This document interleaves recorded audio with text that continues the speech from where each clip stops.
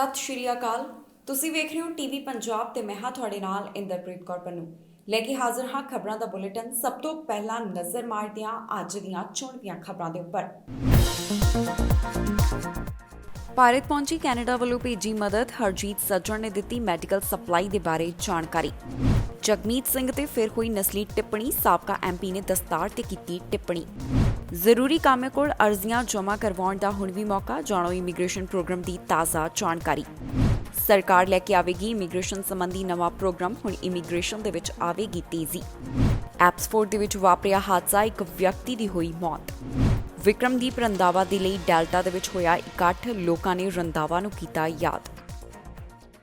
ਭਾਰਤ ਦੇ ਵਿੱਚ corona virus ਦੇ ਹਾਲਾਤਾਂ ਨੂੰ ਦੇਖਦਿਆਂ ਕੈਨੇਡਾ ਸਰਕਾਰ ਵੱਲੋਂ ਮਦਦ ਭੇਜਣ ਦਾ ਐਲਾਨ ਕੀਤਾ ਗਿਆ ਸੀ। ਡਿਫੈਂਸ ਮਿਨਿਸਟਰ ਹਰਜੀਤ ਸੱਜਣ ਨੇ ਸੋਸ਼ਲ ਮੀਡੀਆ ਦੇ ਉੱਪਰ ਜਾਣਕਾਰੀ ਸਾਂਝੀ ਕੀਤੀ ਹੈ ਕਿ ਕੈਨੇਡਾ ਤੋਂ ਜੋ ਮਦਦ ਭੇਜੀ ਗਈ ਉਹ ਭਾਰਤ ਦੇ ਵਿੱਚ ਪਹੁੰਚ ਚੁੱਕੀ ਹੈ। ਉਹਨਾਂ ਨੇ ਇਹ ਜਾਣਕਾਰੀ ਆਪਣੇ ਸੋਸ਼ਲ ਮੀਡੀਆ ਅਕਾਊਂਟ ਦੇ ਉੱਪਰ ਸਾਂਝੀ ਕੀਤੀ ਹੈ। ਕੈਨੇਡੀਅਨ ਡਿਫੈਂਸ ਮਿਨਿਸਟਰ ਹਰਜੀਤ ਸੱਜਣ ਵੱਲੋਂ ਆਪਣੇ ਫੇਸਬੁੱਕ ਅਕਾਊਂਟ ਦੇ ਉੱਪਰ ਜਾਣਕਾਰੀ ਦਿੱਤੀ ਗਈ ਹੈ ਕਿ ਜੋ ਕੈਨੇਡਾ ਵੱਲੋਂ ਭਾਰਤ ਨੂੰ ਮਦਦ ਭੇਜੀ ਗਈ ਉਹ ਉੱਥੇ ਪਹੁੰਚ ਚੁੱਕੀ ਹੈ। ਹਰਜੀਤ ਸੱਜਣ ਵੱਲੋਂ ਇੱਕ ਪੋਸਟ ਸਾਂਝੀ ਕੀਤੀ ਗਈ ਜਿੱਥੇ ਉਹਨਾਂ ਨੇ ਲਿਖਿਆ ਕਿ ਸਾਡੀਆਂ ਕੈਨੇਡੀਅਨ ਸੈਨਾਵਾਂ ਦੇ ਮੈਂਬਰ ਕੋਵਿਡ-19 ਦੇ ਵਿਰੁੱਧ ਜੰਗ ਲੜਨ ਦੇ ਲਈ ਜ਼ਿੰਦਗੀ ਬਚਾਉਣ ਵਾਲੀਆਂ ਮੈਡੀਕਲ ਸਪਲਾਈਜ਼ ਲੈ ਕੇ ਅੱਜ ਸਵੇਰੇ ਇੰਡੀਆ ਪਹੁੰਚ ਗਏ ਹਨ। ਇਹ ਜੰਗ ਅਸੀਂ ਰਲ ਕੇ ਹੀ ਜਿੱਤ ਸਕਦੇ ਹਾਂ। ਜ਼ਿਕਰਯੋਗ ਹੈ ਕਿ ਭਾਰਤ ਦੇ ਵਿੱਚ ਇਸ ਸਮੇਂ ਕੋਰੋਨਾ ਵਾਇਰਸ ਦੇ ਜੋ ਹਾਲਾਤ ਹਨ ਉਸ ਨੂੰ ਦੇਖਦਿਆਂ ਸਰਕਾਰ ਵੱਲੋਂ ਐਲਾਨ ਕੀਤਾ ਗਿਆ ਸੀ ਕਿ ਭਾਰਤ ਨੂੰ ਕੈਨੇਡਾ ਵੱਲੋਂ ਮਦਦ ਭੇਜੀ ਜਾਵੇਗੀ। ਇਸੇ ਦੀ ਹੀ ਜਾਣਕਾਰੀ ਹਰਜੀਤ ਸੱਜਣ ਵੱਲੋਂ ਸਾਂਝੀ ਕੀਤੀ ਗਈ ਹੈ। ਦੱਸੀਏ ਕਿ ਕੈਨੇਡੀਅਨ ਆਰਮਡ ਫੋਰਸਿਸ ਵੱਲੋਂ ਦਿੱਲੀ ਸਾਰੀਆਂ ਸਪਲਾਈਜ਼ ਪਹੁੰਚਾ ਦਿੱਤੀਆਂ ਗਈਆਂ ਨੇ ਜੋ ਕਿ ਕੈਨੇਡਾ ਤੋਂ ਰਵਾਨਾ ਕੀਤੀਆਂ ਗਈਆਂ ਸਨ। ਇਸ ਦੀ ਜਾਣਕਾਰੀ ਕੈਨੇਡਾ ਦੇ ਵਿੱਚ ਹਾਈ ਕਮਿਸ਼ਨਰ ਨਾਦਰ ਪਟੇਲ ਵੱਲੋਂ ਵੀ ਆਪਣੇ ਟਵਿੱਟਰ ਅਕਾਊਂਟ ਦੇ ਉੱਪਰ ਸਾਂਝੀ ਕੀਤੀ ਗਈ ਹੈ, ਜਿੱਥੇ ਉਹਨਾਂ ਨੇ ਦੱਸਿਆ ਹੈ ਕਿ ਸਾਨੂੰ ਮੈਡੀਕਲ ਸਪਲਾਈਜ਼ ਪਹੁੰਚ ਗਈਆਂ ਨੇ ਜਿਸ ਦੇ ਵਿੱਚ 25,000 ਐਂਟੀ ਵਾਇਰਲ ਵਾਇਲਸ ਅਤੇ 50 ਵੈਂਟੀਲੇਟਰ ਹਨ। ਦੱਸੀਏ ਕਿ ਭਾਰਤ ਦੇ ਵਿੱਚ ਇਸ ਸਮੇਂ ਕੋਰੋਨਾ ਵਾਇਰਸ ਦੇ ਮਾਮਲਿਆਂ ਨੇ ਰਫ਼ਤਾਰ ਫੜੀ ਹੋਈ ਹੈ, ਜਿੱਥੇ ਰੋਜ਼ਾਨਾ ਵੱਡੀ ਗਿਣਤੀ ਦੇ ਵਿੱਚ ਇਨਫੈਕਸ਼ਨ ਦੇ ਮਾਮਲੇ ਸਾਹਮਣੇ ਆ ਰਹੇ ਨੇ। ਉਧਰ ਵੱਡੀ ਗਿਣਤੀ ਦੇ ਵਿੱਚ ਲੋਕਾਂ ਦੀ ਮੌਤ ਵੀ ਇਸ ਕੋਰੋਨਾ ਵਾਇਰਸ ਦੇ ਕਾਰਨ ਹੋ ਰਹੀ ਹੈ। ਭਾਰਤ ਦੇ ਵਿੱਚ ਜੋ ਕੋਰੋਨਾ ਵਾਇਰਸ ਦੇ ਇਸ ਸਮੇਂ ਹਾਲਾਤ ਬਣੇ ਹੋਏ ਨੇ, ਇਸ ਸਭ ਨੂੰ ਧਿਆਨ ਵਿੱਚ ਰੱਖਦਿਆਂ ਹੀ ਕੈਨੇਡਾ ਵੱਲੋਂ ਐਲਾਨ ਕੀਤਾ ਗਿਆ ਸੀ ਕਿ ਭਾਰਤ ਦੀ ਹਰ ਸੰਭਵ ਕੋਸ਼ਿਸ਼ ਕੀਤੀ ਜਾਵੇਗੀ। ਇਸੇ ਦੇ ਚੱਲਦਿਆਂ ਹੀ ਜਿਹੜੀਆਂ ਸਪਲਾਈਜ਼ ਭੇਜੀਆਂ ਗਈਆਂ ਉਸ ਦੀ ਜਾਣਕਾਰੀ ਸਾਂਝੀ ਕੀਤੀ ਗਈ ਹੈ। ਐਨਡੀਪੀ ਲੀਡਰ ਜਗਮੀਤ ਸਿੰਘ ਦੇ ਉੱਪਰ ਇੱਕ ਵਾਰ ਫਿਰ ਤੋਂ ਨਸਲੀ ਟਿੱਪਣੀ ਕੀਤੀ ਗਈ ਹੈ ਤੇ ਇਹ ਜਿਹੜੀ ਨਸਲੀ ਟਿੱਪਣੀ ਹੈ ਉਹ ਸਾਬਕਾ ਐਮਪੀ ਵੱਲੋਂ ਕੀਤੀ ਗਈ। ਖੁਦ ਇਸ ਦੀ ਪੁਸ਼ਟੀ ਜਗਮੀਤ ਸਿੰਘ ਵੱਲੋਂ ਕੀਤੀ ਗਈ ਹੈ। ਉਹਨਾਂ ਨੇ ਸੋਸ਼ਲ ਮੀਡੀਆ ਦੇ ਉੱਪਰ ਇਸ ਸੰਬੰਧੀ ਪੋਸਟ ਪਾਈ ਜਿੱਥੇ ਉਹਨਾਂ ਨੇ ਦੱਸਿਆ ਕਿ ਮੇਰੀ ਦਸਤਾਰ ਨੂੰ ਰੱਗ ਕਿਹਾ ਗਿਆ। ਨਾਲ ਦੀ ਨਾਲ ਸਰਕਾਰ ਦੇ ਉੱਪਰ ਵੀ ਉਹਨਾਂ ਨੇ ਸਵਾਲ ਚੁੱਕੇ ਨੇ। ਉਹਨਾਂ ਕਿਹਾ ਕਿ ਪ੍ਰਧਾਨ ਮੰਤਰੀ ਜਸਟਿਨ ਟਰੂਡੋ ਪ੍ਰਦਰਸ਼ਨ ਦੇ ਵਿੱਚ ਹਿੱਸਾ ਤਾਂ ਲੈਂਦੇ ਨੇ, ਪ੍ਰਦਰਸ਼ਨ ਦੇ ਵਿੱਚ ਗੋਡਿਆਂ ਭਾਰ ਬੈਠ ਕੇ ਉਹਨਾਂ ਵੱਲੋਂ ਪ੍ਰੋਟੈਸਟ ਤਾਂ ਕੀਤਾ ਜਾਂਦਾ ਹੈ, ਪਰ ਇਸ ਮਾਮਲੇ ਦੇ ਉੱਪਰ ਉਹ ਐਕਸ਼ਨ ਨਹੀਂ ਲੈਂਦੇ। ਐਨਡੀਪੀ ਲੀਡਰ ਜਗਮੀਤ ਸਿੰਘ ਦੇ ਉੱਪਰ ਇੱਕ ਵਾਰ ਫਿਰ ਤੋਂ ਨਸਲੀ ਟਿੱਪਣੀ ਕੀਤੀ ਗਈ ਹੈ। ਇਹ ਟਿੱਪਣੀ ਸਾਬਕਾ ਐਮਪੀ ਵੱਲੋਂ ਕੀਤੀ ਗਈ ਜਿਸ ਦੀ ਜਾਣਕਾਰੀ ਖੁਦ ਜਗਮੀਤ ਸਿੰਘ ਵੱਲੋਂ ਸਾਂਝੀ ਕੀਤੀ ਗਈ ਹੈ। ਉਹਨਾਂ ਨੇ ਸੋਸ਼ਲ ਮੀਡੀਆ ਦੇ ਉੱਪਰ ਇੱਕ ਪੋਸਟ ਸਾਂਝੀ ਕੀਤੀ ਜਿੱਥੇ ਉਹਨਾਂ ਨੇ ਇਸ ਸੰਬੰਧੀ ਸਾਰੀ ਗੱਲ ਦੱਸੀ ਹੈ। ਜਗਮੀਤ ਸਿੰਘ ਨੇ ਦੱਸਿਆ ਕਿ ਇੱਕ ਸਾਬਕਾ ਐਮਪੀ ਵੱਲੋਂ ਉਹਨਾਂ ਦੀ ਦਸਤਾਰ ਨੂੰ ਰੱਗ ਕਿਹਾ ਗਿਆ। ਉਹਨਾਂ ਕਿਹਾ ਕਿ ਇਹ ਪਹਿਲੀ ਵਾਰ ਨਹੀਂ ਹੈ ਜਦੋਂ ਇਸ ਤਰ੍ਹਾਂ ਦੇ ਮਾਮਲੇ ਦਾ ਉਹਨਾਂ ਨੂੰ ਸਾਹਮਣਾ ਕਰਨਾ ਪਿਆ ਹੋਵੇ। ਅੱਗੇ ਉਹਨਾਂ ਲਿਖਿਆ ਕਿ ਇਹ ਮੇਰੇ ਬਾਰੇ ਨਹੀਂ ਹੈ, ਇਹ ਇੱਕ ਸਿਸਟਮੈਟਿਕ ਰੇਸਿਜ਼ਮ ਹੈ ਜੋ ਕਿ ਲਗਾਤਾਰ ਵਧਦਾ ਹੀ ਜਾ ਰਿਹਾ ਹੈ। ਇਹ ਆਰਸੀਐਮਪੀ ਦੇ ਵਿੱਚ ਵੀ ਹੈ ਪਰ ਆਰਸੀਐਮਪੀ ਇਸ ਨੂੰ ਐਕਨੋਲੇਜ ਨਹੀਂ ਕਰਦੀ। ਇਸ ਦੇ ਨਾਲ ਹੀ ਉਹਨਾਂ ਨੇ ਸਰਕਾਰ ਦੇ ਉੱਪਰ ਵੀ ਨਿਸ਼ਾਨਾ ਲਗਾਇਆ। ਉਹਨਾਂ ਕਿਹਾ ਕਿ ਟਰੂਡੋ ਵੱਲੋਂ ਇਸ ਸੰਬੰਧੀ ਬਿਆਨ ਜ਼ਰੂਰ ਦਿੱਤੇ ਜਾਂਦੇ ਨੇ ਪਰ ਅਸਲ ਦੇ ਵਿੱਚ ਉਹ ਕੁਝ ਨਹੀਂ ਕਰਦੇ। ਪ੍ਰਧਾਨ ਮੰਤਰੀ ਟਰੂਡੋ ਵੱਲੋਂ ਆਪਣੇ ਗੋਡਿਆਂ ਦੇ ਭਾਰ ਬਹਿ ਕੇ ਪ੍ਰੋਟੈਸਟ ਦੇ ਵਿੱਚ ਹਿੱਸਾ ਤਾਂ ਲਿਆ ਜਾਂਦਾ ਹੈ, ਉਹ ਪ੍ਰਦਰਸ਼ਨ ਤਾਂ ਕਰਦੇ ਨੇ ਪਰ ਉਹਨਾਂ ਵੱਲੋਂ ਇਸ ਦੇ ਖਿਲਾਫ ਕੋਈ ਵੀ ਸਖਤ ਕਾਰਵਾਈ ਨਹੀਂ ਕੀਤੀ ਜਾਂਦੀ, ਯਾਨੀ ਕਿ ਉਹਨਾਂ ਵੱਲੋਂ ਇਸ ਸੰਬੰਧੀ ਕੋਈ ਵੀ ਐਕਸ਼ਨ ਨਹੀਂ ਲਿਆ ਜਾਂਦਾ। ਜਗਮੀਤ ਸਿੰਘ ਦਾ ਕਹਿਣਾ ਹੈ ਕਿ ਇਹ ਬੈਨ ਕਾਰਡਿੰਗ ਦੇ ਲਈ ਰਿਫਿਊਜ਼ਲ ਹੈ। ਉਹਨਾਂ ਕਿਹਾ ਕਿ ਇਹ ਸਿਰਫ ਬਿਆਨਬਾਜ਼ੀ ਹੈ ਪਰ ਉਹਨਾਂ ਵੱਲੋਂ ਐਕਸ਼ਨ ਕੋਈ ਨਹੀਂ ਲਿਆ ਜਾਂਦਾ। ਪ੍ਰੋਬਲਮ ਇਸ ਚੀਜ਼ ਦੇ ਵਿੱਚ ਨਹੀਂ ਹੈ ਕਿ ਕਿਸੇ ਨੇ ਮੇਰੀ ਦਸਤਾਰ ਨੂੰ ਰੱਗ ਕਿਹਾ ਹੈ। ਮੁੱਦਾ ਇਹ ਹੈ ਕਿ ਸਰਕਾਰ ਵੱਲੋਂ ਇਸ ਦੇ ਉੱਪਰ ਕੋਈ ਵੀ ਸਖਤ ਕਾਰਵਾਈ ਨਹੀਂ ਕੀਤੀ ਜਾਂਦੀ। ਜਗਮੀਤ ਸਿੰਘ ਨੇ ਰੇਸਿਜ਼ਮ ਦੇ ਮੁੱਦੇ ਦੇ ਉੱਪਰ ਆਪਣੇ ਵਿਚਾਰਾਂ ਦੀ ਸਾਂਝ ਪਾਈ ਹੈ, ਜਿਸ ਦੇ ਬਾਰੇ ਵਿੱਚ ਉਹਨਾਂ ਨੇ ਖੁੱਲ੍ਹ ਕੇ ਸੋਸ਼ਲ ਮੀਡੀਆ ਦੇ ਉੱਪਰ ਲਿਖਿਆ ਹੈ। ਨਾਲ ਹੀ ਜਗਮੀਤ ਸਿੰਘ ਨੇ ਕਿਹਾ ਕਿ ਕੈਨੇਡਾ ਦੇ ਵਿੱਚ ਜਿਹੜੇ ਵੀ ਕੈਨੇਡੀਅਨਸ ਨੂੰ ਅਜਿਹੀਆਂ ਚੀਜ਼ਾਂ ਦਾ ਸਾਹਮਣਾ ਕਰਨਾ ਪੈਂਦਾ ਹੈ, ਮੈਂ ਉਹਨਾਂ ਦੇ ਲਈ ਲੜਦਾ ਰਵਾਂਗਾ ਅਤੇ ਕਦੇ ਵੀ ਪੈਰ ਪਿੱਛੇ ਨਹੀਂ ਪੁੱਟਾਂਗਾ। ਜ਼ਿਕਰਯੋਗ ਹੈ ਕਿ ਜਗਮੀਤ ਸਿੰਘ ਦੇ ਨਾਲ ਪਹਿਲੀ ਵਾਰ ਅਜਿਹਾ ਨਹੀਂ ਹੋਇਆ, ਜਾਣੀ ਕਿ ਜਗਮੀਤ ਸਿੰਘ ਦੇ ਉੱਪਰ ਪਹਿਲੀ ਵਾਰ ਅਜਿਹਾ ਨਹੀਂ ਹੈ ਕਿ ਜਦੋਂ ਕਿਸੇ ਨੇ ਨਸਲੀ ਟਿੱਪਣੀ ਕੀਤੀ ਹੋਵੇ। ਅਜਿਹਾ ਪਹਿਲਾਂ ਵੀ ਸਮੇਂ-ਸਮੇਂ ਦੇ ਉੱਪਰ ਉਹਨਾਂ ਦੇ ਨਾਲ ਹੁੰਦਾ ਰਿਹਾ ਹੈ। 2019 ਦੇ ਵਿੱਚ ਵੀ ਅਜਿਹਾ ਹੀ ਹੋਇਆ ਸੀ, ਜਦੋਂ ਉਹਨਾਂ ਨੂੰ ਦਸਤਾਰ ਉਤਾਰਨ ਦੇ ਲਈ ਕਿਹਾ ਗਿਆ ਸੀ ਤਾਂ ਕਿ ਉਹ ਬਾਕੀ ਕੈਨੇਡੀਅਨਸ ਦੇ ਵਾਂਗ ਲੱਗ ਸਕਣ।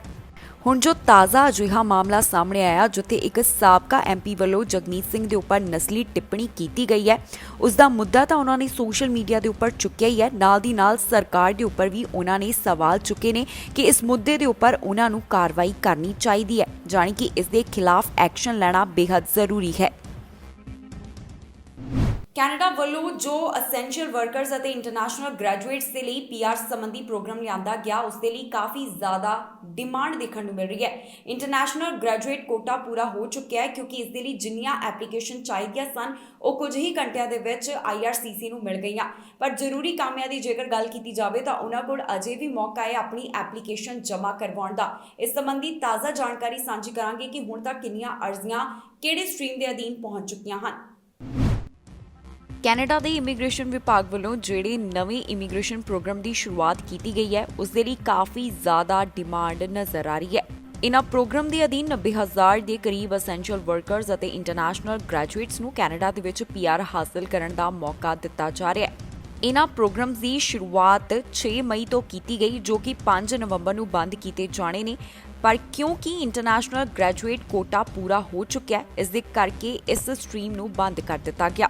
ਪਰ ਜੋ ਬਾਕੀ ਇਸ ਪ੍ਰੋਗਰਾਮ ਦੇ ਅਧੀਨ ਸਟਰੀਮ ਹਨ, ਉਸ ਦੇ ਲਈ ਐਪਲੀਕੇਸ਼ਨਸ ਦੇਣ ਦਾ ਅਜੇ ਵੀ ਸਮਾਂ ਹੈ। ਇਸ ਸਮੇਂ ਦੀ ਅਪਡੇਟ ਦੀ ਜੇਕਰ ਗੱਲ ਕੀਤੀ ਜਾਵੇ ਤਾਂ workers in Canada health care ਦੇ ਵਾਸਤੇ 20,000 ਐਪਲੀਕੇਸ਼ਨ ਮਨਜ਼ੂਰ ਕੀਤੀਆਂ ਜਾਣਗੀਆਂ, ਜਿਨ੍ਹਾਂ ਵਿੱਚੋਂ ਅਜੇ ਤੱਕ 980 ਐਪਲੀਕੇਸ਼ਨਸ ਹੀ ਇਮੀਗ੍ਰੇਸ਼ਨ ਵਿਭਾਗ ਨੂੰ ਮਿਲੀਆਂ ਹਨ। Workers in Canada essential non health care ਦੇ ਅਧੀਨ 30,000 ਐਪਲੀਕੇਸ਼ਨਸ ਲਈਆਂ ਜਾਣਗੀਆਂ, ਜਿਨ੍ਹਾਂ ਦੇ ਵਿੱਚੋਂ ਅਜੇ ਤੱਕ 6,570 ਐਪਲੀਕੇਸ਼ਨਸ ਹੀ ਪਹੁੰਚੀਆਂ ਹਨ। ਅਜੇ ਵੀ ਕੈਨੇਡਾ ਦੇ ਵਿੱਚ ਜਿਹੜੇ ਅਸੈਂਸ਼ੀਅਲ ਵਰਕਰਸ ਨੇ, ਉਹਨਾਂ ਕੋਲ ਮੌਕਾ ਹੈ ਕਿ ਆਪਣਾ ਲੈਂਗੁਏਜ ਟੈਸਟ ਕਲੀਅਰ ਕਰਨ ਅਤੇ ਉਸ ਤੋਂ ਬਾਅਦ ਆਪਣੀ ਐਪਲੀਕੇਸ਼ਨ ਲਗਾਉਣ।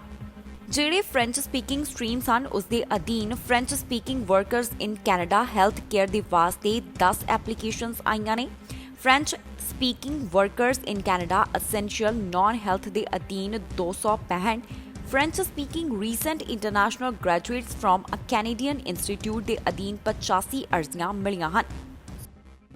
ਕਰੋਨਾ ਵਾਇਰਸ ਦੇ ਚੱਲਦਿਆਂ ਕੈਨੇਡਾ ਦੇ ਵਿੱਚ ਇਮੀਗ੍ਰੇਸ਼ਨ ਪ੍ਰੋਸੈਸ ਕਾਫੀ ਜ਼ਿਆਦਾ ਡਿਲੇ ਹੋ ਗਿਆ, ਜਾਣੀ ਕਿ ਇਸ ਦੇ ਵਿੱਚ ਦੇਰੀ ਦੇਖਣ ਨੂੰ ਮਿਲ ਰਹੀ ਹੈ। ਇਸੇ ਦੇ ਚੱਲਦਿਆਂ ਐਲਾਨ ਕੀਤਾ ਗਿਆ ਹੈ ਕਿ ਇਮੀਗ੍ਰੇਸ਼ਨ ਦੇ ਸੁਧਾਰ ਦੇ ਲਈ, ਜਾਣੀ ਕਿ ਇਸ ਦੇ ਵਿੱਚ ਤੇਜ਼ੀ ਲਿਆਉਣ ਦੇ ਲਈ ਨਵਾਂ ਪ੍ਰੋਗਰਾਮ ਲਿਆਂਦਾ ਜਾ ਰਿਹਾ ਹੈ, ਜਿਸ ਦੀ ਜਾਣਕਾਰੀ ਦਿੱਤੀ ਗਈ ਹੈ। ਇਸ ਖਬਰ ਦੇ ਵਿੱਚ ਸਾਰੀ ਡੀਟੇਲ ਤੁਹਾਡੇ ਨਾਲ ਸਾਂਝੀ ਕਰਾਂਗੇ। ਕੈਨੇਡਾ ਦੇ ਵਿੱਚ ਹੁਣ ਇਮੀਗ੍ਰੇਸ਼ਨ ਦੇ ਪ੍ਰੋਸੈਸ ਦੇ ਵਿੱਚ ਤੇਜ਼ੀ ਲੈ ਕੇ ਆਂਦੀ ਜਾਵੇਗੀ। ਇੱਥੇ ਹੁਣ ਨਵੇਂ ਸਿਸਟਮ ਦੀ ਸ਼ੁਰੂਆਤ ਕੀਤੀ ਜਾ ਰਹੀ ਹੈ। ਔਟਵਾ ਵੱਲੋਂ ਇਸ ਸੰਬੰਧੀ ਕਿਹਾ ਗਿਆ ਕਿ ਉਹਨਾਂ ਵੱਲੋਂ ਇੱਕ ਨਵਾਂ ਡਿਜੀਟਲ ਪਲੇਟਫਾਰਮ ਤਿਆਰ ਕੀਤਾ ਜਾ ਰਿਹਾ ਹੈ, ਜਿਸ ਦੇ ਨਾਲ ਇਮੀਗ੍ਰੇਸ਼ਨ ਦੀਆਂ ਐਪਲੀਕੇਸ਼ਨਸ ਜ਼ਿਆਦਾ ਜਲਦੀ ਪ੍ਰੋਸੈਸ ਹੋਣਗੀਆਂ। ਕਰੋਨਾ ਵਾਇਰਸ ਦੇ ਚੱਲਦਿਆਂ ਜਿਹੜੀਆਂ ਅਰਜ਼ੀਆਂ ਸਨ, ਉਹਨਾਂ ਦੀ ਪ੍ਰੋਸੈਸਿੰਗ ਕਾਫੀ ਜ਼ਿਆਦਾ ਡੀਲੇ ਹੋ ਗਈ ਸੀ, ਜਿਸ ਦੇ ਚੱਲਦਿਆਂ ਹੁਣ ਇਮੀਗ੍ਰੇਸ਼ਨ ਸੰਬੰਧੀ ਤੇਜ਼ੀ ਲਿਆਉਣ ਦੇ ਲਈ ਇੱਕ ਕਦਮ ਚੁੱਕਿਆ ਜਾ ਰਿਹਾ ਹੈ। ਫੈਡਰਲ ਸਰਕਾਰ ਵੱਲੋਂ ਆਪਣੇ 2021 ਦੇ ਬਜਟ ਦੇ ਵਿੱਚ ਇਹ ਵਾਅਦਾ ਕੀਤਾ ਗਿਆ ਸੀ ਕਿ ਉਹਨਾਂ ਵੱਲੋਂ ਇਸ ਸੰਬੰਧੀ ਅਗਲੇ 5 ਸਾਲਾਂ ਦੇ ਲਈ $428.9 ਮਿਲੀਅਨ ਖਰਚ ਕੀਤੇ ਜਾਣਗੇ। ਇਸ ਪ੍ਰੋਗਰਾਮ ਦੀ ਸ਼ੁਰੂਆਤ 2023 ਦੇ ਵਿੱਚ ਕੀਤੀ ਜਾਵੇਗੀ ਤਾਂ ਕਿ ਐਪਲੀਕੇਸ਼ਨ ਪ੍ਰੋਸੈਸਿੰਗ ਦੇ ਵਿੱਚ ਸੁਧਾਰ ਲੈ ਕੇ ਆਂਦਾ ਜਾਵੇ। ਸਰਕਾਰ ਦਾ ਕਹਿਣਾ ਹੈ ਕਿ ਇਸ ਦੇ ਨਾਲ ਜਿਹੜੇ ਅਪਲਾਈ ਕਰਨ ਵਾਲੇ ਨੇ, ਉਹਨਾਂ ਨੂੰ ਫਾਇਦਾ ਹੋਵੇਗਾ। ਇਮੀਗ੍ਰੇਸ਼ਨ ਮੰਤਰੀ ਦੇ ਸਪੋਕਸਮੈਨ ਨੇ ਇੱਕ ਜਾਣਕਾਰੀ ਦਿੱਤੀ ਹੈ। ਉਹਨਾਂ ਨੇ ਕਿਹਾ ਕਿ ਡਿਜੀਟਲ ਪਲੇਟਫਾਰਮ ਦੇ ਵੱਲ ਇਹ ਉਹਨਾਂ ਦਾ ਪਹਿਲਾ ਕਦਮ ਹੋਵੇਗਾ।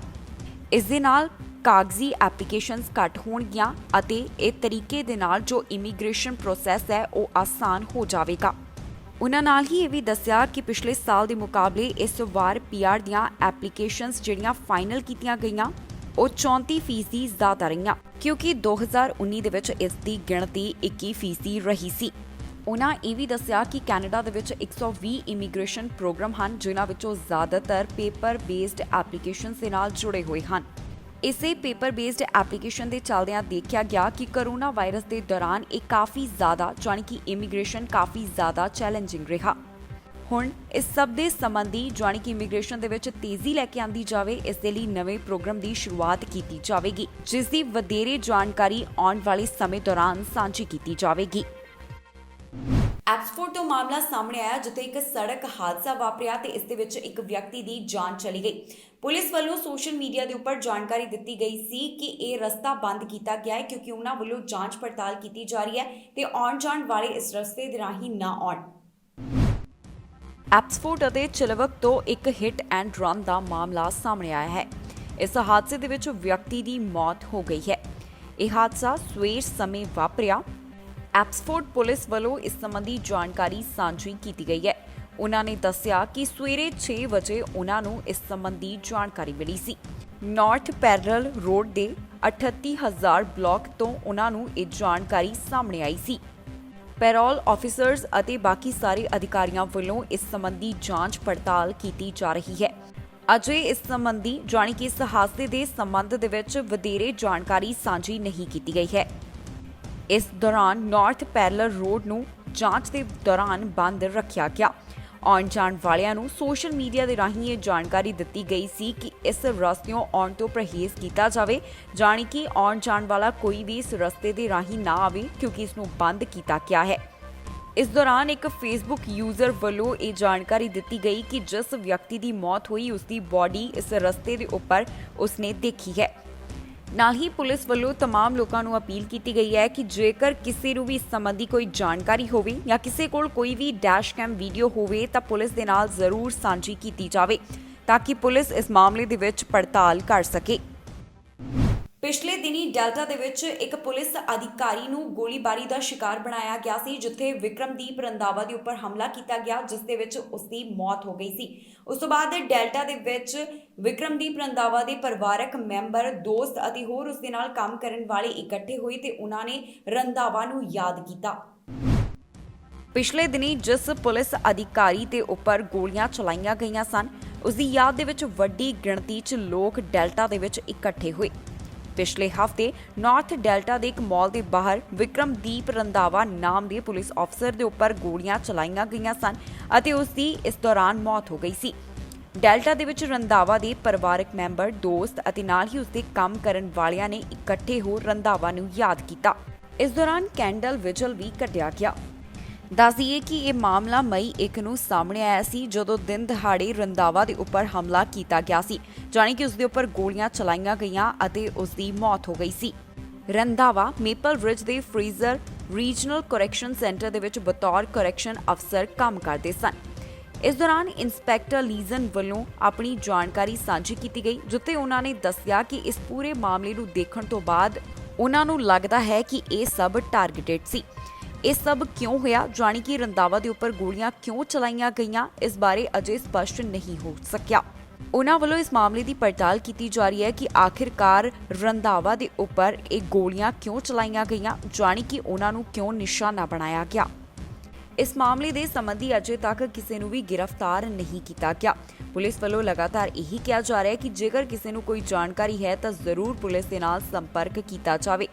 ਇਸ ਦੌਰਾਨ ਜੋ ਵੱਡੀ ਗਿਣਤੀ ਦੇ ਵਿੱਚ ਪਰਿਵਾਰਕ ਮੈਂਬਰ, ਦੋਸਤ ਅਤੇ ਨਾਲ ਕੰਮ ਕਰਨ ਵਾਲੇ ਇਕੱਠੇ ਹੋਏ ਸਨ, ਉਹਨਾਂ ਨੇ ਰੰਧਾਵਾ ਦੇ ਬਾਰੇ ਵਿੱਚ ਆਪਣੇ ਵਿਚਾਰਾਂ ਦੀ ਸਾਂਝ ਪਾਈ ਹੈ।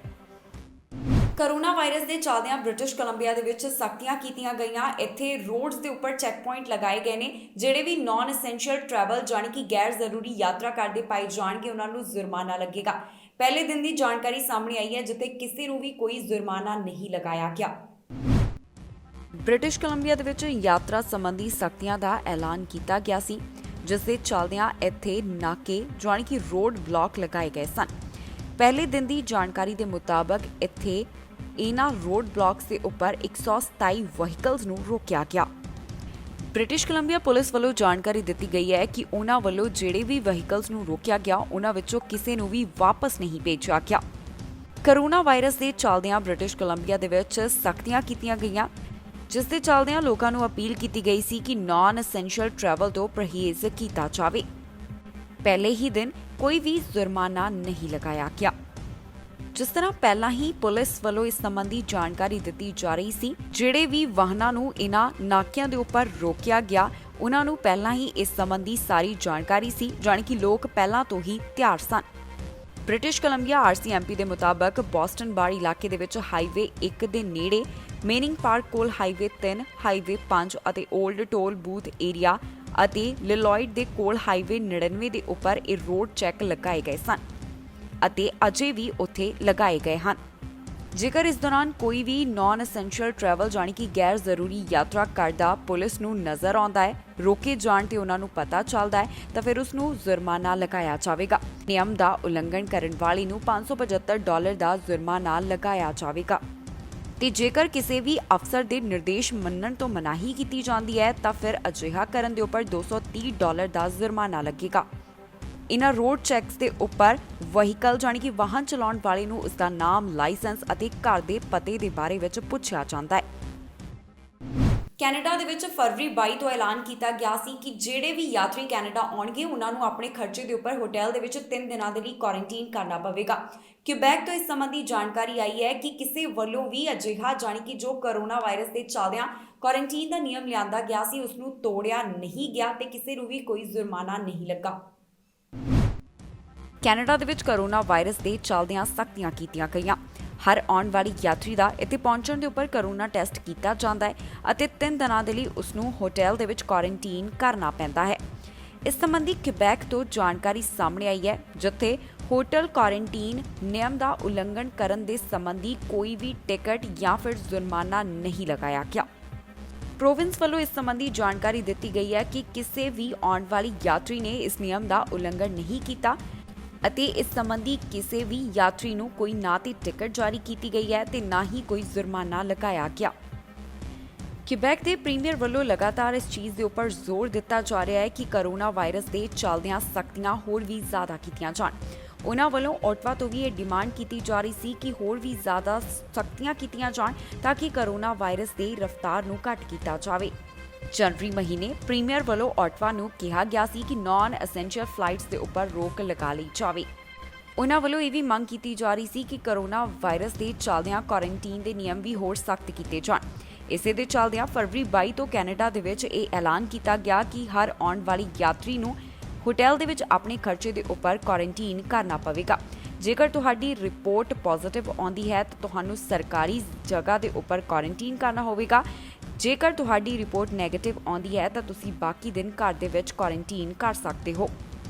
ਕੈਨੇਡਾ ਤੋਂ ਹੁਣ ਤੱਕ ਮਿਲੀ ਜਾਣਕਾਰੀ ਦੇ ਮੁਤਾਬਕ ਵੱਖ-ਵੱਖ ਸੂਬਿਆਂ ਅਤੇ ਟੈਰੀਟਰੀਜ਼ ਦੇ ਵਿੱਚ 1098 ਟਿਕਟਾਂ ਇਸ ਸੰਬੰਧੀ ਜਾਰੀ ਕੀਤੀਆਂ ਗਈਆਂ ਅਤੇ 15 ਅਜਿਹੇ ਲੋਕ ਸਨ ਜਿਨ੍ਹਾਂ ਨੂੰ ਇਸ ਸੰਬੰਧੀ ਚਾਰਜ ਵੀ ਕੀਤਾ ਗਿਆ, ਜਾਣੀ ਕਿ ਕੁਆਰੰਟਾਈਨ ਐਕਟ ਦੇ ਅਧੀਨ ਉਹਨਾਂ ਨੂੰ ਚਾਰਜ ਕੀਤਾ ਗਿਆ। ਇਸ ਦੀ ਜਾਣਕਾਰੀ public health agency of Canada ਵੱਲੋਂ ਸਾਂਝੀ ਕੀਤੀ ਗਈ। ਅਮਰੀਕਾ ਤੋਂ ਇੱਕ ਅਜਿਹਾ ਮਾਮਲਾ ਸਾਹਮਣੇ ਆਇਆ ਜਿੱਥੇ 6ਵੀਂ ਜਮਾਤ ਦੀ ਵਿਦਿਆਰਥਣ ਵੱਲੋਂ ਗੋਲੀਆਂ ਚਲਾਈਆਂ ਗਈਆਂ, ਜਾਣੀ ਕਿ ਉਸ ਵੱਲੋਂ ਗੋਲੀਬਾਰੀ ਨੂੰ ਅੰਜਾਮ ਦਿੱਤਾ ਗਿਆ। ਇਸ ਦੇ ਵਿੱਚ 3 ਜਾਣੇ ਜ਼ਖਮੀ ਹੋਏ ਜਿਨ੍ਹਾਂ ਨੂੰ ਹਸਪਤਾਲ ਦੇ ਵਿੱਚ ਭਰਤੀ ਕਰਵਾਇਆ ਗਿਆ। ਇੱਕ ਦੀ ਹਾਲਤ ਨਾਜ਼ੁਕ ਦੱਸੀ ਜਾ ਰਹੀ ਹੈ। ਫਿਲਹਾਲ ਪੁਲਿਸ ਵੱਲੋਂ ਇਸ ਮਾਮਲੇ ਦੇ ਵਿੱਚ ਪੜਤਾਲ ਕੀਤੀ ਜਾ ਰਹੀ ਹੈ। ਅਮਰੀਕਾ ਤੋਂ ਇੱਕ ਅਜਿਹਾ ਮਾਮਲਾ ਸਾਹਮਣੇ ਆਇਆ ਜਿੱਥੇ ਇੱਕ ਸਕੂਲ ਦੇ ਵਿੱਚ 6ਵੀਂ ਜਮਾਤ ਦੀ ਵਿਦਿਆਰਥਣ ਨੇ ਗੋਲੀਆਂ ਚਲਾਈਆਂ। ਇਸ ਘਟਨਾ ਦੇ ਵਿੱਚ 3 ਜਾਣੇ ਜ਼ਖਮੀ ਹੋਏ ਹਨ। ਅਮਰੀਕਾ ਤੋਂ ਲਗਾਤਾਰ ਅਜਿਹੀਆਂ ਘਟਨਾਵਾਂ ਸਾਹਮਣੇ ਆਉਂਦੀਆਂ ਨੇ ਜੋ ਕਿ ਗੋਲੀਬਾਰੀ ਦੇ ਨਾਲ ਸੰਬੰਧਿਤ ਹਨ। ਅਜਿਹਾ ਹੀ ਮਾਮਲਾ ਆਡਾਹੋ ਤੋਂ ਵੀ ਸਾਹਮਣੇ ਆਇਆ ਹੈ। ਇਸ ਘਟਨਾ ਦੇ ਵਿੱਚ 2 ਵਿਦਿਆਰਥੀਆਂ ਦੇ ਸਮੇਤ 3 ਜਾਣੇ ਜ਼ਖਮੀ ਦੱਸੇ ਜਾ ਰਹੇ ਹਨ। ਇਸ ਦੌਰਾਨ ਜਦੋਂ ਪੁਲਿਸ ਮੌਕੇ ਦੇ ਉੱਪਰ ਪਹੁੰਚੀ ਤਾਂ ਇਸ ਲੜਕੀ ਨੂੰ ਪੁਲਿਸ ਨੂੰ ਸੌਂਪ ਦਿੱਤਾ ਗਿਆ। ਜਿਹੜੇ ਇਸ ਘਟਨਾ ਦੇ ਵਿੱਚ ਜ਼ਖਮੀ ਹੋਏ ਉਹਨਾਂ ਨੂੰ ਹਸਪਤਾਲ ਦੇ ਵਿੱਚ ਲੈ ਕੇ ਜਾਇਆ ਗਿਆ। ਇਸ ਦੌਰਾਨ ਇੱਕ ਦੀ ਹਾਲਤ ਗੰਭੀਰ ਦੱਸੀ ਜਾ ਰਹੀ ਹੈ। ਫਿਲਹਾਲ ਪੁਲਿਸ ਨੂੰ ਇਹ ਤਾਂ ਨਹੀਂ ਪਤਾ ਚੱਲ ਸਕਿਆ ਕਿ ਇਸ ਵਿਦਿਆਰਥਣ ਵੱਲੋਂ ਅਜਿਹਾ ਜਾਣੀ ਕਿ ਉਸ ਵੱਲੋਂ ਗੋਲੀਆਂ ਕਿਉਂ ਚਲਾਈਆਂ ਗਈਆਂ। ਇਸ ਸੰਬੰਧੀ ਅਜੇ ਕੋਈ ਵੀ ਜਾਣਕਾਰੀ ਸਾਂਝੀ ਨਹੀਂ ਕੀਤੀ ਗਈ ਹੈ। ਪੁਲਿਸ ਵੱਲੋਂ ਇਸ ਮਾਮਲੇ ਦੀ ਪੜਤਾਲ ਕੀਤੀ ਜਾ ਰਹੀ ਹੈ। ਇਹ ਮਾਮਲਾ ਸਾਹਮਣੇ ਆਉਣ ਤੋਂ ਬਾਅਦ ਸਕੂਲ ਨੂੰ ਬੰਦ ਕਰ ਦਿੱਤਾ ਗਿਆ। ਜਿਹੜੇ ਇਸ ਮੌਕੇ ਦੇ ਉੱਪਰ ਵਿਟਨੈਸ ਵਿਦਿਆਰਥੀ ਸਨ ਉਹਨਾਂ ਨੇ ਦੱਸਿਆ ਕਿ ਲੜਕੀ ਦੇ ਬੈਗ ਦੇ ਵਿੱਚ ਹੈਂਡਗਨ ਰੱਖੀ ਹੋਈ ਸੀ। ਉਸਨੇ ਬੈਗ ਦੇ ਵਿੱਚੋਂ ਹੈਂਡਗਨ ਕੱਢੀ ਅਤੇ ਫਿਰ ਗੋਲੀਆਂ ਚਲਾਉਣੀਆਂ ਸ਼ੁਰੂ ਕਰ ਦਿੱਤੀਆਂ। ਜਿੱਥੇ ਇੱਕ ਪਾਸੇ ਅਮਰੀਕਾ ਤੋਂ ਹੋਰ ਵੀ ਕਈ ਘਟਨਾਵਾਂ ਗੋਲੀਬਾਰੀ ਦੇ ਨਾਲ ਸੰਬੰਧਿਤ ਸਾਹਮਣੇ ਆਉਂਦੀਆਂ ਨੇ, ਦੂਜੇ ਪਾਸੇ ਇਹ ਘਟਨਾ ਹੈਰਾਨ ਕਰਨ ਵਾਲੀ ਹੈ ਕਿਉਂਕਿ ਇੱਥੇ 6ਵੀਂ ਕਲਾਸ ਦੀ ਵਿਦਿਆਰਥੀਆਂ ਵੱਲੋਂ ਇਸ ਘਟਨਾ ਨੂੰ ਜਾਣੀ ਕਿ ਇਸ ਮਾਮਲੇ ਨੂੰ ਅੰਜਾਮ ਦਿੱਤਾ ਗਿਆ ਹੈ। ਫਿਲਹਾਲ ਪੁਲਿਸ ਵੱਲੋਂ ਇਨਵੈਸਟੀਗੇਸ਼ਨ ਜਾਣੀ ਕਿ ਪੜਤਾਲ ਕੀਤੀ ਜਾ ਰਹੀ ਹੈ। ICBC ਦੇ ਵਾਸਤੇ ਕਾਫੀ ਜ਼ਿਆਦਾ ਲੰਬੀਆਂ ਲਾਈਨਾਂ ਦੇਖਣ ਨੂੰ ਮਿਲ ਰਹੀਆਂ ਨੇ। ਇਸ ਦੀ ਕਾਫੀ ਜ਼ਿਆਦਾ ਡਿਮਾਂਡ ਦੇਖੀ ਜਾ ਰਹੀ ਹੈ। 5 ਮਹੀਨੇ ਦੇ ਵਾਸਤੇ ਜਿਹੜੇ ਡਰਾਈਵਿੰਗ ਟੈਸਟ ਸੈਂਟਰ ਸਨ ਉਹ ਬੰਦ ਪਏ ਰਹੇ, ਉਹਨਾਂ ਨੂੰ ਖੋਲ੍ਹਿਆ ਗਿਆ ਤਾਂ ਬੈਕਲੌਗ ਇੱਥੇ ਕਾਫੀ ਜ਼ਿਆਦਾ ਜਮ੍ਹਾਂ ਹੋ ਗਿਆ, ਜਿਸ ਦੇ ਚੱਲਦਿਆਂ ਜਿਨ੍ਹਾਂ ਨੇ ਵੀ ਹੁਣ ਲਾਇਸੈਂਸ ਬਣਾਉਣਾ ਹੈ ਉਹਨਾਂ ਨੂੰ ਇੱਕ ਲੰਬਾ ਇੰਤਜ਼ਾਰ ਕਰਨਾ ਪਵੇਗਾ। ਕੈਨੇਡਾ ਦੇ ਵਿੱਚ ਜਿਨ੍ਹਾਂ ਨੇ ਵੀ ਲਾਇਸੈਂਸ ਬਣਾਉਣਾ ਹੈ ਉਹਨਾਂ ਨੂੰ ਹੁਣ ਇੱਕ ਲੰਬਾ ਇੰਤਜ਼ਾਰ ਕਰਨਾ ਪਵੇਗਾ ਕਿਉਂਕਿ ਇਸ ਸਮੇਂ ਕੈਨੇਡਾ ਦੇ ਵਿੱਚ ICBC ਰੋਡ ਟੈਸਟ ਦੇ ਵਾਸਤੇ ਕਾਫੀ ਜ਼ਿਆਦਾ ਡਿਮਾਂਡ ਦੇਖੀ ਜਾ ਰਹੀ ਹੈ। ਇੰਨਾ ਹੀ ਨਹੀਂ, ਡਰਾਈਵਿੰਗ ਲਾਇਸੈਂਸ ਦੇ ਵਾਸਤੇ ਵੀ ਲੰਬਾ ਇੰਤਜ਼ਾਰ ਕਰਨਾ ਪੈ ਰਿਹਾ ਹੈ। ਬ੍ਰਿਟਿਸ਼ ਕੋਲੰਬੀਆ ਦੇ ਵਿੱਚ ਜੇਕਰ ਤੁਸੀਂ ਇਸ ਸਮੇਂ ਡਰਾਈਵਿੰਗ ਲਾਇਸੈਂਸ ਲੈਣਾ ਚਾਹੁੰਦੇ ਹੋ ਤਾਂ ਤੁਹਾਨੂੰ ਇਸ ਦੇ ਵਾਸਤੇ ਅਜੇ ਇੰਤਜ਼ਾਰ ਕਰਨਾ ਪਵੇਗਾ। ਪ੍ਰੋਵਿੰਸ ਦੇ ਰੋਡ ਟੈਸਟਿੰਗ ਸੈਂਟਰਸ 5 ਮਹੀਨੇ ਦੇ ਲਈ ਬੰਦ ਪਏ ਸਨ, ਉਹ ਇਸ ਕਰਕੇ ਕਿਉਂਕਿ ਕਰੋਨਾ ਵਾਇਰਸ ਦੇ ਚੱਲਦਿਆਂ ਇਹਨਾਂ ਨੂੰ ਬੰਦ ਰੱਖਿਆ ਗਿਆ ਸੀ। ਜਦੋਂ ਹੁਣ ਇਹਨਾਂ ਨੂੰ ਦੁਬਾਰਾ ਤੋਂ ਸ਼ੁਰੂ ਕੀਤਾ ਗਿਆ ਹੈ, ਜਾਣੀ ਕਿ ਚਾਲੂ ਕੀਤਾ ਗਿਆ, ਉਸ ਤੋਂ ਬਾਅਦ ਕਾਫੀ ਵੱਡਾ ਬੈਕਲੌਗ ਜਮ੍ਹਾਂ ਹੋ ਗਿਆ ਹੈ। ਇੱਥੇ ਰੋਡ ਟੈਸਟ ਦੇ ਨਾਲ ਸੰਬੰਧਿਤ 55,000 ਦਾ ਬੈਕਲੌਗ ਇਕੱਠਾ ਹੋ ਗਿਆ ਹੈ, ਜਿਸ ਦੇ ਚੱਲਦਿਆਂ ਜਿਹੜੇ ਵੀ ਵਾਨਾਬੀ ਡਰਾਈਵਰਸ ਹਨ ਉਹਨਾਂ ਨੂੰ ਇੰਤਜ਼ਾਰ ਜਾਣੀ ਕਿ ਵੇਟ ਕਰਨੀ ਹੋਵੇਗੀ। ਇਸ ਦੌਰਾਨ ਬਹੁਤ ਸਾਰੇ ਅਜਿਹੇ ਵਾਨਾਬੀ ਡਰਾਈਵਰਸ ਹਨ ਜਿਨ੍ਹਾਂ ਨੂੰ ਕਈ ਮਹੀਨਿਆਂ ਤੋਂ ਇੰਤਜ਼ਾਰ ਕਰਨਾ ਪੈ ਰਿਹਾ ਹੈ ਤਾਂ ਕਿ ਉਹ ਆਪਣਾ ਲਾਇਸੈਂਸ ਲੈ ਸਕਣ। ਇਸ ਦੇ ਸੰਬੰਧ ਦੇ ਵਿੱਚ ਕਈਆਂ ਵੱਲੋਂ ਜਾਣਕਾਰੀ ਸਾਂਝੀ ਕੀਤੀ ਜਾ ਰਹੀ ਹੈ, ਜਾਣੀ ਕਿ ਉਹਨਾਂ ਵੱਲੋਂ ਇਹ ਦੱਸਿਆ ਜਾ ਰਿਹਾ ਕਿ ਕਿਸ ਤਰ੍ਹਾਂ ਉਹਨਾਂ ਨੂੰ ਲੰਬਾ ਇੰਤਜ਼ਾਰ ਕਰਨਾ ਪੈ ਰਿਹਾ ਹੈ। ਸੋ ਇਹ ਜਾਣਕਾਰੀ ਸਾਹਮਣੇ ਆਈ ਹੈ ਕਿ ਬ੍ਰਿਟਿਸ਼ ਕੋਲੰਬੀਆ ਪ੍ਰੋਵਿੰਸ ਦੇ ਵਿੱਚ ਲੰਬੇ ਸਮੇਂ ਜਾਣੀ ਕਿ 5 ਮਹੀਨੇ ਦੇ ਲਈ ਰੋਡ ਟੈਸਟਿੰਗ ਸੈਂਟਰਸ ਬੰਦ ਕੀਤੇ ਗਏ ਸਨ, ਜਿਸ ਤੋਂ ਬਾਅਦ ਹੁਣ ਕਾਫੀ ਜ਼ਿਆਦਾ ਬੈਕਲੌਗ ਜਮ੍ਹਾਂ ਹੋ ਗਿਆ ਹੈ। ਸਰੀ ਤੋਂ ਜਾਣਕਾਰੀ ਸਾਹਮਣੇ ਆਈ ਹੈ ਜਿੱਥੇ ਹੁਣ ਸਵਿਮਿੰਗ ਪੂਲ ਖੋਲੇ ਜਾ ਰਹੇ ਨੇ। ਕਿਹਾ ਜਾ ਰਿਹਾ ਹੈ ਕਿ ਮਈ 17 ਤੋਂ ਇਹਨਾਂ ਨੂੰ ਖੋਲਿਆ ਜਾਵੇਗਾ। ਕੁਝ ਸਵਿਮਿੰਗ ਪੂਲ ਹੁਣ ਖੋਲੇ ਜਾਣਗੇ ਤੇ ਬਾਕੀ ਬਾਅਦ ਦੇ ਵਿੱਚ। ਇਸ ਦੀ ਸਾਰੀ ਜਾਣਕਾਰੀ ਡਿਟੇਲ ਦੇ ਵਿੱਚ ਦੱਸਾਂਗੇ ਇਸ ਖਬਰ ਅੰਦਰ। ਸਰੀ ਤੋਂ ਜਾਣਕਾਰੀ ਸਾਹਮਣੇ ਆਈ ਹੈ ਜਿੱਥੇ ਮਈ 17 ਨੂੰ ਸਰੀ ਦੇ 3 ਆਊਟਡੋਰ ਪੂਲਸ ਖੁੱਲਣ ਜਾ ਰਹੇ ਹਨ। ਸਰੀ ਦੇ 8 ਆਊਟਡੋਰ ਪੂਲਾਂ ਦੇ ਵਿੱਚੋਂ 3 ਅਜਿਹੇ ਨੇ ਜਿਨ੍ਹਾਂ ਨੂੰ ਪਬਲਿਕ ਜਾਣੀ ਕਿ ਆਮ ਲੋਕਾਂ ਦੇ ਵਾਸਤੇ ਖੋਲਿਆ ਜਾਵੇਗਾ। ਜਿਹੜੇ ਬਾਕੀ 5 ਨੇ ਉਹਨਾਂ ਨੂੰ ਆਉਣ ਵਾਲੇ ਹਫ਼ਤਿਆਂ ਦੇ ਵਿੱਚ ਖੋਲ੍ਹਣ ਦੀ ਯੋਜਨਾ ਬਣਾਈ ਜਾ ਰਹੀ ਹੈ। ਬੀਅਰ ਕ੍ਰੀਕ, ਗ੍ਰੀਨਅਵੇ ਅਤੇ ਸਨੀ ਸਾਈਡ ਵਾਲੇ ਪੂਲ ਮਈ 17 ਨੂੰ ਖੁੱਲਣ ਜਾ ਰਹੇ ਹਨ। ਹਜ਼ਾਰਥ ਰੋਡ ਵਾਲਾ ਪੂਲ ਜੂਨ 5 ਨੂੰ ਖੋਲ੍ਹਿਆ ਜਾਵੇਗਾ। ਇਸ ਤੋਂ ਬਾਅਦ ਹੌਲੀ, ਪੋਰਟ ਕੈਲਸ ਅਤੇ ਹੋਰ ਜਿਹੜੇ ਪੂਲ ਰਹਿੰਦੇ ਨੇ ਉਹਨਾਂ ਨੂੰ ਖੋਲ੍ਹਣ ਦੀ ਯੋਜਨਾ ਜੂਨ 26 ਦੀ ਹੈ। ਇਹਨਾਂ ਪੂਲਸ ਦੇ ਵਿੱਚ ਦਾਖਲੇ ਦੀ ਕੋਈ ਵੀ ਫੀਸ ਨਹੀਂ ਹੋਵੇਗੀ, ਜਾਣੀ ਕਿ ਇਹ ਬਿਲਕੁਲ ਮੁਫਤ ਹੋਣਗੇ। ਇਸ ਦੇ ਬਾਰੇ ਜਾਣਕਾਰੀ 6045318855 ਦੇ ਉੱਪਰ ਕਾਲ ਕਰਕੇ ਲਈ ਜਾ ਸਕਦੀ ਹੈ। ਪੂਲ ਮੈਨੇਜਰਸ ਦਾ ਕਹਿਣਾ ਹੈ ਕਿ ਇਸ ਦੌਰਾਨ ਕਰੋਨਾ ਹਦਾਇਤਾਂ ਦੀ ਪਾਲਣਾ ਕੀਤੀ ਜਾਵੇ। ਇੱਥੇ ਲੋਕਾਂ ਦਾ ਇਕੱਠ ਸੀਮਤ ਹੋਵੇਗਾ, ਨਾ ਹੀ ਕੋਈ ਪੂਲ ਟੋਏ ਅਤੇ ਨਾ ਹੀ ਕੋਈ ਪ੍ਰਾਈਵੇਟ ਰੈਂਟਲ ਜਾਂ ਬਰਥਡੇ ਪਾਰਟੀ ਬੁਕਿੰਗ ਹੋ ਸਕਦੀਆਂ ਹਨ। ਇਸ ਖਬਰ ਦੇ ਵਿੱਚ ਜਾਣਕਾਰੀ ਤੁਹਾਡੇ ਨਾਲ ਸਾਂਝੀ ਕਰਾਂਗੇ ਕਿ ਕੈਨੇਡਾ ਦੇ ਕਿਸ ਹਿੱਸੇ ਤੋਂ ਕਿੰਨੇ ਕਰੋਨਾ ਵਾਇਰਸ ਦੇ ਮਾਮਲੇ ਸਾਹਮਣੇ ਆਏ ਨੇ, ਜਾਣੀ ਕਿ ਦੱਸਾਂਗੇ ਕਿ ਇਸ ਸਮੇਂ ਕੈਨੇਡਾ ਦੇ ਵਿੱਚ ਕਰੋਨਾ ਵਾਇਰਸ ਦੀ ਕੀ ਮੌਜੂਦਾ ਸਥਿਤੀ ਹੈ। ontario ਤੋਂ ਕਰੋਨਾ ਵਾਇਰਸ ਦੇ 24 ਘੰਟਿਆਂ ਦੌਰਾਨ 2864 ਮਾਮਲੇ ਸਾਹਮਣੇ ਆਏ ਹਨ। ਇਸ ਦੇ ਨਾਲ ਹੀ 25 ਲੋਕਾਂ ਦੀ ਜਾਨ ਇਸ ਵਾਇਰਸ ਦੇ ਕਾਰਨ ਚਲੀ ਗਈ। ਪੀਲ ਰੀਜਨ ਤੋਂ 803, ਟੋਰਾਂਟੋ ਤੋਂ 684, ਯਾਰਕ ਰੀਜਨ ਤੋਂ 285, ਹੈਮਿਲਟਨ ਤੋਂ 133 ਮਾਮਲਿਆਂ ਦੀ ਪੁਸ਼ਟੀ ਹੋਈ ਹੈ। ਜਾਣਕਾਰੀ ਦੇ ਮੁਤਾਬਕ ਇਸ ਸਮੇਂ 1832 ਦੇ ਕਰੀਬ ਮਰੀਜ਼ ਹਸਪਤਾਲ ਦੇ ਵਿੱਚ ਨੇ, ਜਿਨ੍ਹਾਂ ਵਿੱਚੋਂ 851 ਇੰਟੈਂਸਿਵ ਕੇਅਰ ਅਧੀਨ ਹਨ ਅਤੇ 588 ਮਰੀਜ਼ ਵੈਂਟੀਲੇਟਰ ਦੇ ਉੱਪਰ ਨੇ। ਕਿਬੈਕ ਤੋਂ 24 ਘੰਟਿਆਂ ਦੌਰਾਨ 998 ਕਰੋਨਾ ਦੇ ਮਾਮਲੇ ਸਾਹਮਣੇ ਆਏ ਅਤੇ ਨਾਲ ਹੀ 7 ਮੌਤਾਂ ਦਰਜ ਕੀਤੀਆਂ ਗਈਆਂ। ਹਸਪਤਾਲ ਦੇ ਵਿੱਚ ਇਸ ਸਮੇਂ 547 ਦੇ ਕਰੀਬ ਮਰੀਜ਼ਾਂ ਦੀ ਗਿਣਤੀ ਹੈ, ਜਿਨ੍ਹਾਂ ਵਿੱਚੋਂ 130 ICU ਦੇ ਵਿੱਚ ਹਨ। ਮੈਨੀਟੋਬਾ ਤੋਂ 488 ਕਰੋਨਾ ਵਾਇਰਸ ਦੇ ਮਾਮਲੇ ਸਾਹਮਣੇ ਆਏ ਹਨ। ਇਸ ਸਮੇਂ ਹਸਪਤਾਲ ਦੇ ਵਿੱਚ 200 ਕਰੀਬ ਮਰੀਜ਼ ਹਨ, ਜਿਨ੍ਹਾਂ ਵਿੱਚੋਂ 19 ਇੰਟੈਂਸਿਵ ਕੇਅਰ ਅਧੀਨ ਹਨ। ਕੈਨੇਡਾ ਦੇ ਵਿੱਚ ਹੁਣ ਤੱਕ 12.8 ਮਿਲੀਅਨ ਦੇ ਕਰੀਬ ਕਰੋਨਾ ਮਾਮਲੇ ਸਾਹਮਣੇ ਆ ਚੁੱਕੇ ਹਨ। 24,566 ਦੇ ਕਰੀਬ ਲੋਕਾਂ ਦੀ ਇਸ ਵਾਇਰਸ ਦੇ ਕਾਰਨ ਜਾਨ ਜਾ ਚੁੱਕੀ ਹੈ। ਕੈਨੇਡਾ ਦੇ ਵਿੱਚ 11.7 ਮਿਲੀਅਨ ਦੇ ਕਰੀਬ ਰਿਕਵਰਡ ਮਾਮਲਿਆਂ ਦੀ ਗਿਣਤੀ ਹੈ। ਇਸ ਦੇ ਨਾਲ ਹੀ ਜਾਂਦੇ ਇੱਕ ਵਾਰ ਫਿਰ ਤੋਂ ਝਾਤ ਮਾਰਦੇ ਹਾਂ ਅੱਜ ਦੀਆਂ ਚੋਣ ਦੀਆਂ ਖਬਰਾਂ ਦੇ ਉੱਪਰ। ਭਾਰਤ ਪਹੁੰਚੀ ਕੈਨੇਡਾ ਵੱਲੋਂ ਭੇਜੀ ਮਦਦ, ਹਰਜੀਤ ਸੱਜਣ ਨੇ ਦਿੱਤੀ ਮੈਡੀਕਲ ਸਪਲਾਈ ਦੇ ਬਾਰੇ ਜਾਣਕਾਰੀ। ਜਗਮੀਤ ਸਿੰਘ ਤੇ ਫਿਰ ਹੋਈ ਨਸਲੀ ਟਿੱਪਣੀ, ਸਾਬਕਾ ਐਮਪੀ ਨੇ ਦਸਤਾਰ ਤੇ ਕੀਤੀ ਟਿੱਪਣੀ। ਜ਼ਰੂਰੀ ਕਾਮੇ ਕੋਲ ਅਰਜ਼ੀਆਂ ਜਮ੍ਹਾਂ ਕਰਵਾਉਣ ਦਾ ਹੁਣ ਵੀ ਮੌਕਾ, ਜਾਣੋ ਇਮੀਗ੍ਰੇਸ਼ਨ ਪ੍ਰੋਗਰਾਮ ਦੀ ਤਾਜ਼ਾ ਜਾਣਕਾਰੀ। ਸਰਕਾਰ ਲੈ ਕੇ ਆਵੇਗੀ ਇਮੀਗ੍ਰੇਸ਼ਨ ਸੰਬੰਧੀ ਨਵਾਂ ਪ੍ਰੋਗਰਾਮ, ਹੁਣ ਇਮੀਗ੍ਰੇਸ਼ਨ ਦੇ ਵਿੱਚ ਆਵੇਗੀ ਤੇਜ਼ੀ। ਐਪਸਫੋਰਡ ਦੇ ਵਿੱਚ ਵਾਪਰਿਆ ਹਾਦਸਾ, ਇੱਕ ਵਿਅਕਤੀ ਦੀ ਹੋਈ ਮੌਤ। ਵਿਕਰਮਦੀਪ ਰੰਧਾਵਾ ਦੇ ਲਈ ਡੈਲਟਾ ਦੇ ਵਿੱਚ ਹੋਇਆ ਇਕੱਠ, ਲੋਕਾਂ ਨੇ ਰੰਧਾਵਾ ਨੂੰ ਕੀਤਾ ਯਾਦ। ਖਬਰਾਂ ਦੇ ਇਸ ਬੁਲੇਟਿਨ ਦੇ ਵਿੱਚ ਇੰਨਾ ਹੀ। ਨਵੀਆਂ ਤੇ ਤਾਜ਼ੀਆਂ ਖਬਰਾਂ ਲੈ ਕੇ ਫਿਰ ਤੋਂ ਹਾਜ਼ਰ ਹੋਵਾਂਗੇ। ਫਿਲਹਾਲ ਮੈਨੂੰ ਇੰਦਰਪ੍ਰੀਤ ਕੌਰ ਪੰਨੂ ਨੂੰ ਦਿਓ ਇਜਾਜ਼ਤ ਤੇ ਤੁਸੀਂ ਵੇਖਦੇ ਰਹੋ ਟੀਵੀ ਪੰਜਾਬ।